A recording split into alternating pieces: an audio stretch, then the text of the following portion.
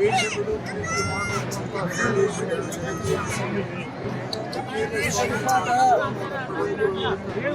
ಲಕ್ಷಾಂತರ ಜನ ಯಾವ ಬಹುತೇಕ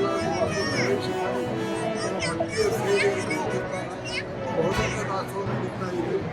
ಜಗದ್ಗುರು ಪ್ರತಿದೇಶದ ಆಶೀರ್ವಾದದಿಂದ ಬರುವಂಥ ವರ್ಷದ ಉತ್ತಮ ಮಳೆ ಬೆಳೆಗಳು ಎಲ್ಲರಿಗೂ ಸುಖರೂಪದಿಂದ ಜಗತ್ತನ್ನು ಕಾಪಾಡಲಿ ಅಂತೇಳಿ ಹಾರೈಸಿ ಅಂದಾಜು 2.5-3 ಲಕ್ಷ ಜನರ ಮಧ್ಯದಲ್ಲಿ ಅದು ಸಾಗಲ್ಪಟ್ಟಿದೆ.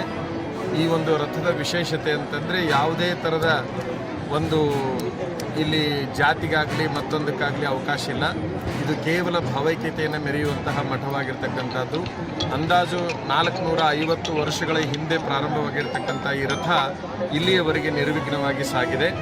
ಇದರಲ್ಲಿ ಈ ಮಠದಲ್ಲಿ ಬಹಳ ವಿಶೇಷವಾಗಿ ಹಿಂದೂಗಳು ಮತ್ತು ಮುಸ್ಲಿಮರು ಸಮಾನವಾಗಿ ಗೌರವ ಭಕ್ತಿ ಶ್ರದ್ಧೆಗಳಿಂದ ನಡೆದುಕೊಳ್ತಾರೆ. ಮಧ್ಯಮ ವರ್ಗದವರಿಗೆ ಗ್ಯಾಸ್ ಸಿಲಿಂಡರ್ಗಳು ದರ ಅಂತ ಸರಿಯಲ್ಲ.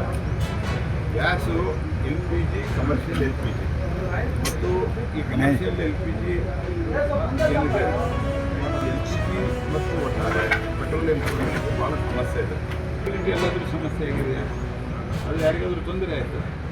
ಸರ್ಕಾರ ಮೋದಿಯವರ ನೇತೃತ್ವದಲ್ಲಿ ಪ್ರಮಾಣದಲ್ಲಿ ತಯಾರಿಯನ್ನು ನಾವು ಮಾಡ್ತೀವಿ. ತಯಾರಿ ಅಂದರೆ ಏನಂಗಿದ್ರೆ ತಯಾರಿ ನಾವು ಸ್ಟ್ರಾಟಜಿಕ್ ರಿಸರ್ವ್ ಮಾಡಿದ್ದೇವೆ.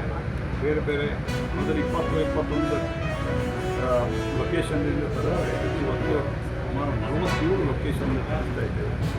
ದೂರಿನಿಂದ ಬರಬೇಕು, ಇಂಟರ್ನ್ಯಾಷನಲ್ ಪ್ರೈಸ್ ಜಾಸ್ತಿ ಆಗ್ತಾ ಇದೆ.